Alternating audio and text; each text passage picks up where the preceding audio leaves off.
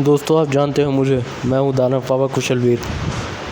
पिछली वीडियो में जो मैंने हैंड में आपको लास्ट में फ़ोटो दिखाई थी, कई लोगों ने नहीं देखी होगी, क्योंकि मैं जो मैं बता रहा था, डॉक्यूमेंट्री जो मैं आपको सुना रहा था, वो उस टाइम ख़त्म हो गई थी जब तक वो फ़ोटो आई। वो फ़ोटो आपने लास्ट में नहीं देखी, आंद्रे द जायंट की, जब वो पुलिस कस्टडी में भी एक बार गए थे, जब उन्होंने कैमरामैन पे असॉल्ट करा था, तो उन्हें एक कुछ टाइम की गिरफ्तारी हुई थी उनके ऊपर। तो ये मग शॉट उन्हीं का है। स्पेशली मैंने ट्रांसलेट करा इसे हिंदी में और आप लोगों के सामने पेश किया। तो आप ये देख सकते हैं कि ये हिंदी में आपको कहीं देखने को नहीं मिलेगी ये चीज़ के, और इंग्लिश में भी बहुत कहीं भी नहीं ये देखने को चीज़ मिलेगी, शायद ही मिलेगी। मतलब इंटरनेट पे इंफॉर्मेशन अगर आप निकालने की कोशिश करेंगे गूगल पे, तो आपको पता चलेगा कि उन्होंने कैमरामैन पे हमला करा था जब, तो उनको 1979 में 21 अगस्त शायद ये 1979 में 1989 में उन्हें अरेस्ट हुआ थे। वो अरेस्ट हुए थे, गिरफ़्तार भी हुए थे, लेकिन फिर वो बाद में निकल गए थे। तो ये एक क्रिमिनल रिकॉर्ड भी था उनका, मतलब सिर्फ यही था जो कि मैंने आपको बताया था, ये नहीं बताया पर मैंने आपको कि बिग शो, ये हिंदी में भी आप एक कोई ना वीडियो, अगर हिंदी में भी बिग शो, वो आंद्रे द जायंट की डॉक्यूमेंट्री आप कहीं बायोग्राफी कोई स्टोरी पढ़ेंगे, यूट्यूब पे देखेंगे, तो उसमें से एक वीडियो में आपको पता चलेगा, इंग्लिश में भी आपको मिल जाएगी, कि ऐसा भी है कि आंद्रे द जायंट को के बिग शो को लोग आज भी आंद्रे द जायंट का बेटा समझते हैं। और ये बात सच है कि समझते ज़रूर हैं, क्योंकि बिग शो भी 7 फुट हैं और उनका भी वेट 200 किलो के आसपास है, तो इसलिए, लेकिन वो फिर भी आंद्रे द जायंट नहीं बन सकते हैं दोस्तों। पर जब WCW में उनका डेब्यू हुआ था, तो उन्होंने मतलब द जायंट के नाम से उन्हें इंट्रोड्यूस किया गया था। ये बताया गया था कि हल्क होगन से बदला लेने के लिए उनका बेटा है आंद्रे द जायंट का। लेकिन बिग शो आज भी यही कहते हैं कि ये हकीकत नहीं है, ये सिर्फ उस टाइम एक स्टोरी चली थी, पर ऐसा असलियत में ऐसा कुछ नहीं है। लेकिन ये आज भी पहेली बनी हुई है कि big show Andre the giant का बेटा है कि नहीं। नंबर 3 मैं आपको बता देना चाहता हूँ कि मैंने आपके रेसलमेनिया 3 का आपको किस्सा सुना दिया था, कि जब Andre the giant Hulk Hogan को जिताने के लिए खुद आए थे, और मतलब उन्होंने हल्क होगन को खुद को पटकने में मदद करी, हल्क होगन की बहुत मदद करी। और जबकि हल्क होगन उन्हें पटक नहीं सकते थे, लेकिन आंद्रे द जायंट ने उनकी मदद करी खुद को मतलब हरवाने में। तो एक दानव ऐसा इतना अच्छा काम भी कर सकता है। वो सिर्फ अपनी रीढ़ की हड्डी में सर्जरी होने के बावजूद वो आदमी सिर्फ हल्क होगन को जिताने के लिए, बिज़नेस को आगे बढ़ाने के लिए आया, और इसमें उसका कोई ज़्यादा स्वार्थ नहीं था। और उस टाइम उनकी रीढ़ बैक पेन बहुत ज़्यादा बढ़ गई थी, फिर भी उन्होंने अपना ना सोच के उन सभी का सोचा जो बिज़नेस के लिए काम कर रहे हैं। और आज भी लोग याद करते हैं, और हल्क होगन स्पेशली याद करते हैं तो रो पड़ते हैं कि उन्होंने कितनी बड़ी मदद करी।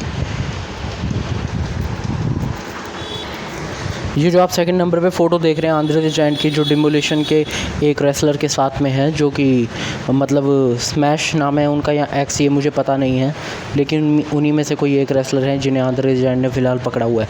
आप इनकी शक्ल देख सकते हैं कि कैसे बदल जाती थी इनकी शक्ल जब ये ऐसे लॉक देते थे किसी को। तो इसी टाइप की शक्ल में मैं आंद्रे द जायंट को मुजरिम मॉन्स्टर एक दर्दनाक ज़िंदगी में भी बेहद कोशिश करूँगा कि इस तरह का दिखाया जाए।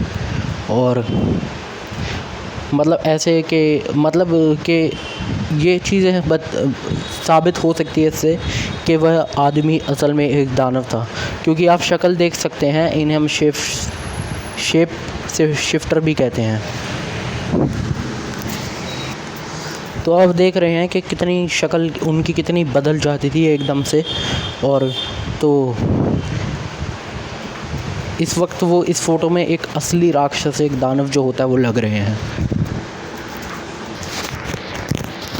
अब दोस्तों मैं आपको बता दूं कि आंद्रे द जायंट और उनकी वाइफ के बीच में काफ़ी दूरियां रहीं, और वो अपनी बेटी से भी नहीं मिल पाते थे बिज़नेस के दौरान।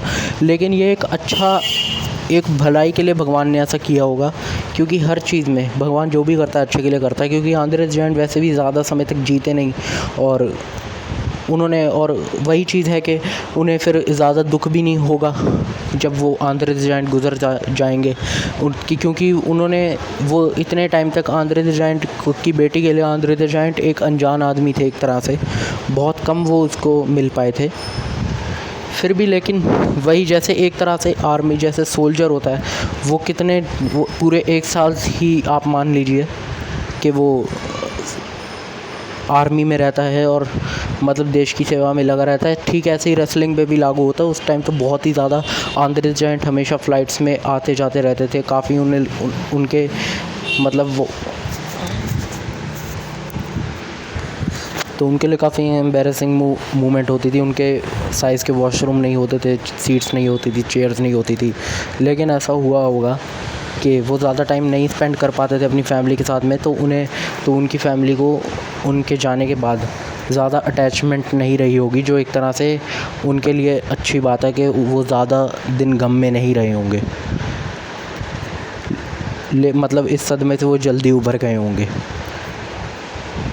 और विंस ने जैसे कि आंद्रे द जायंट से प्रॉमिस करा था, वो उन्हें वैसे उनकी फैमिली को पैसे देते रहे और ऐसा ही हुआ। तो ऐसे ही उनकी मौत हुई। और लोग भी काफ़ी कमेंट वगैरह करते थे आंद्रे द जायंट पे जब वो कहीं भी जाते थे, तो उन्होंने कहा था कि काश वो एक नॉर्मल साइज़ के ह्यूमन बीइंग होते।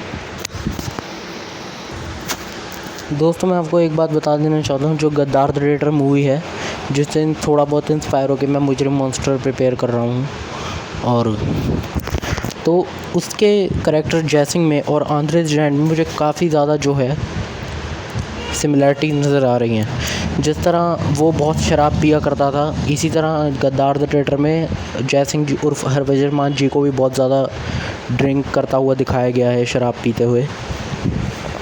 और जैसे वो मौत से नहीं डरता था, उसने कभी अपनी सर्जरी नहीं करवाई जब तक उसे बहुत ज़्यादा पेन फील नहीं हुआ। उसी प्रकार जयसिंह जो हैं वो भी मौत से नहीं डरते थे। ज़िंदगी और मौत उनके लिए कोई मायने ही नहीं रखती थी।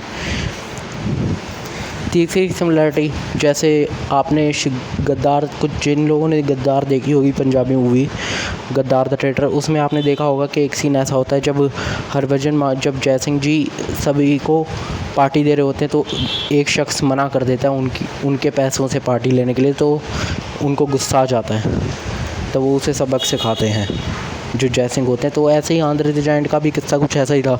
वो सभी के लिए वही पैसे खर्चना अच्छा समझते थे, वो खुद ही खर्चा करते थे सब पे। वो दिखाना चाहते थे कि वो खुद भी अपने लिए भी और औरों के लिए भी बहुत कुछ कर सकते हैं।